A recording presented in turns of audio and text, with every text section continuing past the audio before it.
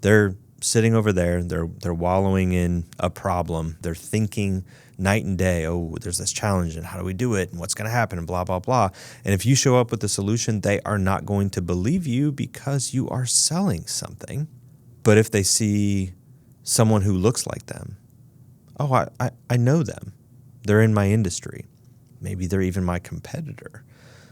I've seen them before. I know what they do. I understand the problem that they have because it's maybe the same problem I have. It starts to feel familiar. They see themselves in that story.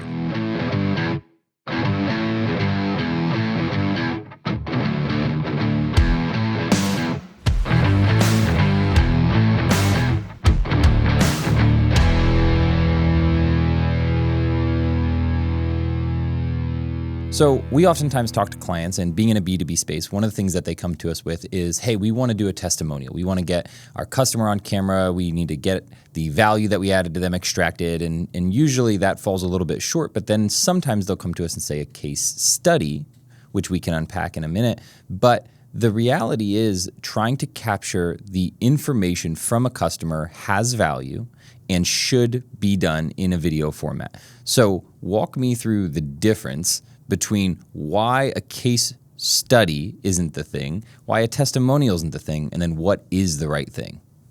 When you're talking about whether it's a testimonial, a case study, regardless, what you're really talking about is having a point of validation, right? You're trying to communicate to your audience that you do something, that you have experience doing that thing, and that when you do it, not from your perspective, but from your customer's perspective, you do it well, that it created the change that was worth the investment of time and money that they made with you. Obviously, the goal is going to be other customers who look like them can be impressed or have their minds changed a little bit about the value that you offer to the market, and hopefully the right ones end up doing business with you at some point in time. So that's the motivation. That's what we're up to. We are transferring some sort of proof that we impact our customer in a positive way.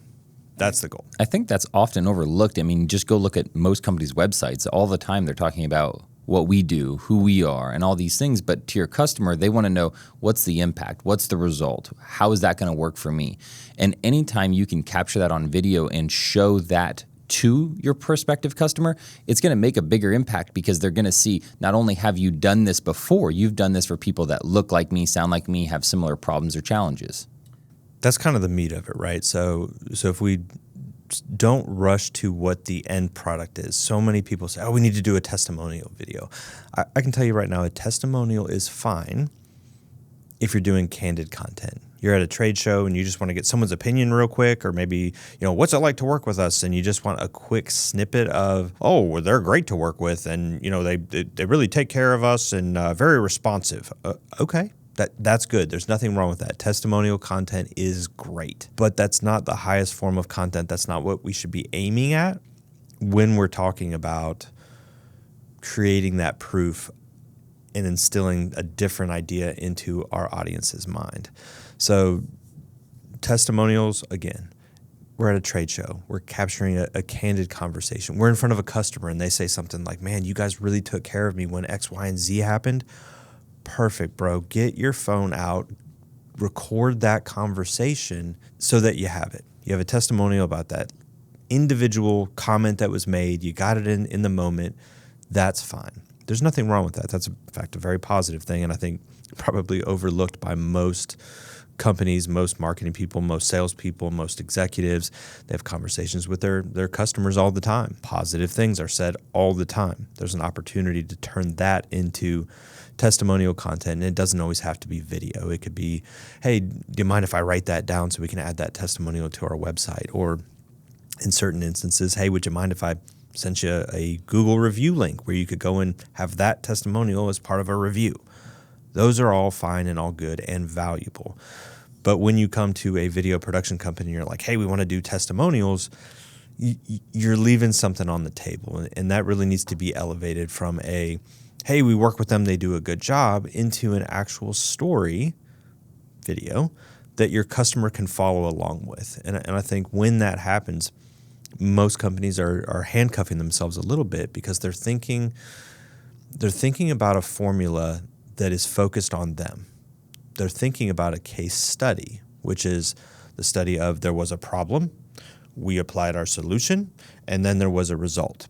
It's very much, here's the problem, we have a tool, we applied our tool, here's how our tool worked, and then these are the results that our tool achieved. That's what a case study format is. And there's nothing wrong with that per se in a university setting. You're trying to figure out what was the scientific aspect of things. And I'm using science. It doesn't have to be science. It could be business. It could be almost anything, actually.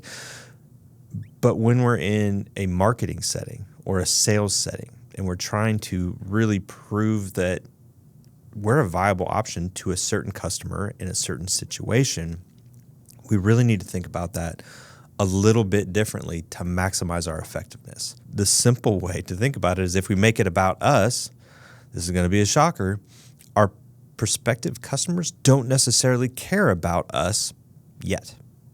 Who do we know that they care about? We know that they care about them. They care about themselves. They care about their problem, their situation. That's their primary concern, not who you are and what you have and what that impact is going to be, because it isn't relevant yet. From a content perspective, we have to make the story relevant to them so that they can see the value in terms of themselves, their problem, their situation. And that's where we think beyond a case study, and we actually have to turn it into a case story. And when we say story, we're not talking about your story. It's not about your company. It's not necessarily about your product. It is about that particular customer, that particular industry, that particular problem, the solution or solutions that you were able to either single-handedly offer or in conjunction with other tools or other services or other systems that the client was using that resulted in a change for that customer in their business and either eliminated or diminished the impact of the challenge or the problem that they were facing. When you're telling that story, it's very difficult to make it not about you, not about your product and your service, because that's the tendency, right? We all want to talk about how great we are and we came in with a cape and saved the day, and that's cool. And I'm sure your customer would think that was fine, but who doesn't think that's fine is that prospective customer.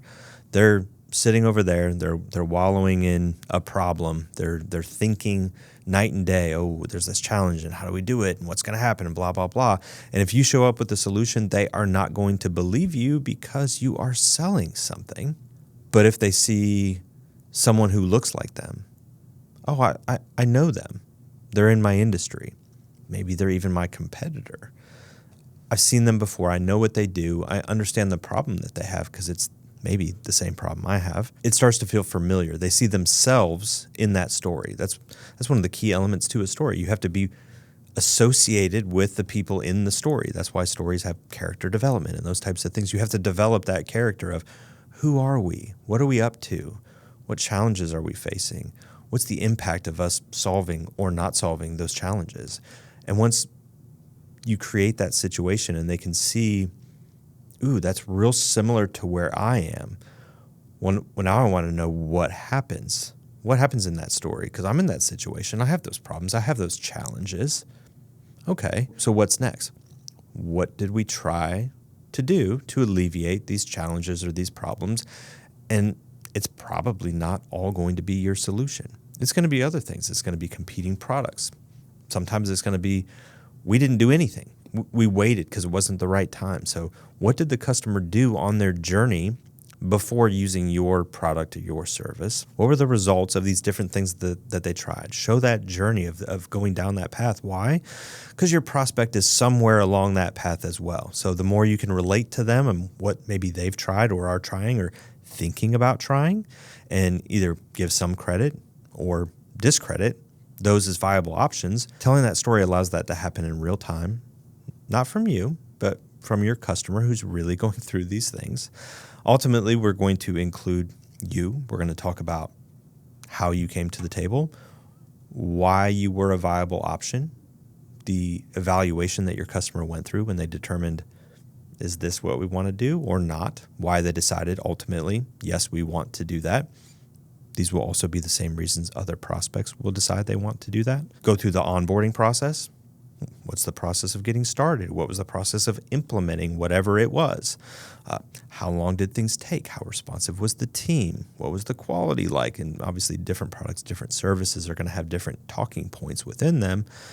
And then ultimately, how has that impacted or how has that changed the situation we were dealing with in the beginning? If we can show that there's an impact to that original thing, now we have a complete cycle of story of, I had a problem, I bought a thing, it offered a solution, which is your classic case study model, but we didn't just break it down to the facts of the case, we broke it down to the person in the situation and the emotional aspect of it, and really giving people the tools to see themselves in that person's seat. And the most important part is that the people that we're selecting to tell these case stories is the exact people that we would love to replicate as customers. So that customer that had this problem, if there's 100 others out there that have this exact problem from this industry with this situation that we are perfectly equipped to solve and offer this exact solution and result, that's the person that you're going to want to select, because you need to tell that story to those 100 other people or 1,000 other people or 10,000 other people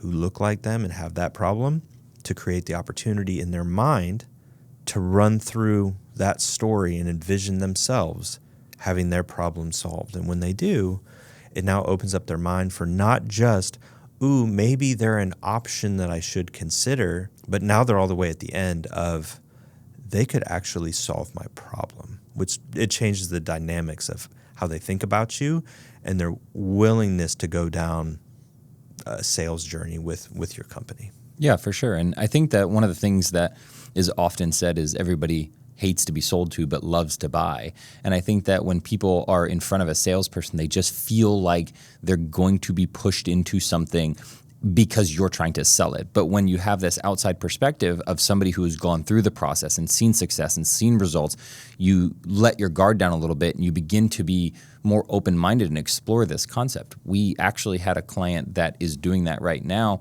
where they're turning their success stories into these case stories, and they're putting it in front of their target market and softening the ground before they even talk to sales. And it's really powerful, because instead of just saying, oh, well, we can do this and we can do this and we can do this, and the prospective customers see it and they're like, that's too good to be true. Now they hear these short form case stories that have been broken down and packaged for social, and they get bite-sized chunks of how this has worked out for them.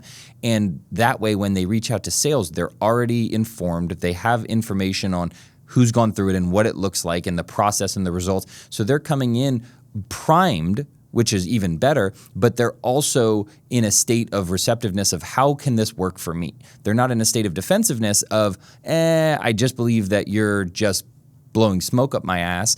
I instead believe that this could actually work for me because this person and this person and this person who looks like me, has similar problems, is in a similar position, is in a similar company size, has gotten these results, and I believe I can too. Talk to me about how this would look for me and my company. So it's interesting. I know the client that you're talking about. I had a conversation with them, I think it was last week, and basically they were using those case stories in their marketing. They actually take it a step further and use it in their sales process.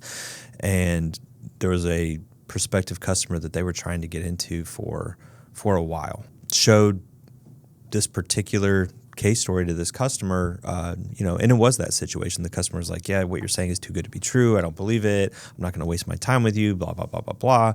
In the sales process, they eventually showed this story to this prospective customer. And then she was interested. And she's like, oh, okay, you're not just saying these things. Now a customer is saying that some of these things that you're telling me that to me seem too good to be true, they're repeating your words, but they're applying it to their situation and their story. That's validating in her mind. Maybe this is more real than I'm thinking. She ends up talking to the salesperson. They have a couple more conversations. So she's still in a stage of disbelief. So the company actually ends up scheduling a time for her to fly to their other customer that they did the case story with, to meet with them to validate that some of these things were actually true, which they were. But ultimately, she ended up becoming a customer. They're now at one of their facilities, and I believe will be at more soon. But we're talking about multi-million-dollar contracts that are closed based on a door opening with a case story. Without that case story, that customer says, it's too good to be true. I don't have time for this, and I'm not going to continue down this conversation with you, which is what happened for longer than a year prior to this situation. So just that one opportunity. I mean, when I talked with our client, she was like, this was amazing. We literally just used one of those pieces of content to close a multi-million-dollar deal that's going to turn into even more.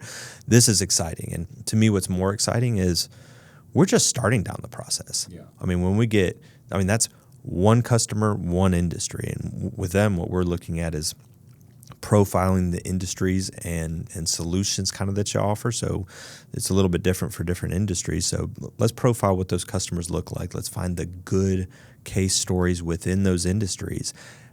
Let's start with one for each, and then let's add from there. So if we were constantly telling that story into different industry sectors of we have a solution, we are different, and we get the result that you're not going to get anywhere else, it is a game changer. They've already seen kind of the tip of the iceberg, but there's a lot more to be had there just from the opportunity of showing the impact that they create for their customer. Yeah, absolutely. And I mean, it's even something that we're implementing. We had somebody reach out a couple weeks ago that was looking for, a video. And in conversations with our sales team, they asked really good questions. But at the end of it, it was, okay, well, send me an email. And so one of the things that we included in the email was, look, I know I talked to you about this. Don't believe me. Watch this case story. And they did, and that changed everything because the way that we explained it to them, while they believed us, when we showed them the video, and it was actually of one of our previous customers that had signed a $70 million deal from including video in their sales efforts, they were completely blown away because they didn't believe that it was possible and they weren't quite sure how it would work for them. But this was a customer in their exact industry that they could align with, and they said, I actually know that company. It was one of their competitors, and they were like, we should leverage that too. And so in that scenario, it worked out in our advantage. We haven't quite broken it down for every industry yet, but as we progress through that, when we can show somebody the exact scenario that they're in and offer it back to them, and they can watch that and say, wow, that really does work the way that you guys are explaining it, it's a big game changer for them. Usually when companies think about video or usually video content, they're thinking like, okay, we're going to roll in, we're going to get 3 case stories, and then we're going to be done. But the reality is when you're talking about building up a library of proof in a particular industry that has particular problems that you supposedly can help overcome, you don't want one. You want a library that you can reference and say, hey, here's 2 people, here's 3 people, here's 4 people that had your situation that all came out the other side and sailed away into the sunset, which is the story they are looking for. So the biggest thing is don't try and tackle it all at once. Sit back and say, hey, what are the industries we're trying to penetrate here? What are the challenges on a per industry basis? What customer do we have where we have crushed it on these challenges, and have it be a living initiative where you're able to go in and it's, depending on the company, it's once per month, it's once per quarter, it's twice per year. It'll be different for different companies, but find the stories where you're crushing it and turn that into a compelling story for customers who look like that with that problem, so that it's easier to get them on board for what you need them to do. Like I said, so many come in and they're just like, oh, we're going to do 1 or 3. Somehow the magic number is 3. We're going to do 3 case studies and that'll solve our problem. I guess if you're only serving one industry and you have one problem, I think that would be great. One industry, one problem, you did 3. That's valid until something changes about the customer, the industry, the problem, or the solution. It is far more advantageous if your end result is you want a certain person to believe a certain thing, which is what you need in business, to think of it more as an ongoing initiative of we provide value to our customer. We need to tell that story to our market. This is the way or a way that we are going to do that. Yeah, absolutely. And you talked about telling that story to your market. The reality is the more evidence you can put out into the market of you doing this successfully, and for people that look and feel like your ideal customer, the more credibility you're going to get over time. Because even if they're not in the market to buy today, you put this out there and over 6 months, 12 months, 18 months, they see how much success you're having, how much success your customers are having. They're going to consider that when they're ready to buy. They're going to consider you as an option because they're like, hey, you know what? Hold on. I've seen this company. This is what they've done. I know the transformations they've had. And it's going to be powerful because it's not just going out and getting an RFP or going out and getting a bunch of quotes. I've heard the firsthand experiences of people that look and sound and have the similar problems just like me. We should at least evaluate this. Absolutely. It provides a different level of credibility to what you're saying. And, from a marketing perspective or even from a sales perspective, everybody's looking for that silver bullet. Oh, what's the one thing that we're going to do on the marketing side to make everything click and work? Or what's the one thing we're going to do on the sales side to really get those deals or increase our close rate? At the end of the day, it's never going to be one thing, but for either of those situations, if you gave me the opportunity to only select one thing, the only thing that I would be considering selecting is how do we tell our customer stories in a compelling way that a prospect will believe, understand, and ultimately be able to see themselves in. That is a marketing tool that is very hard to compete with, and that is a sales tool that literally changes customers' minds and closes deals.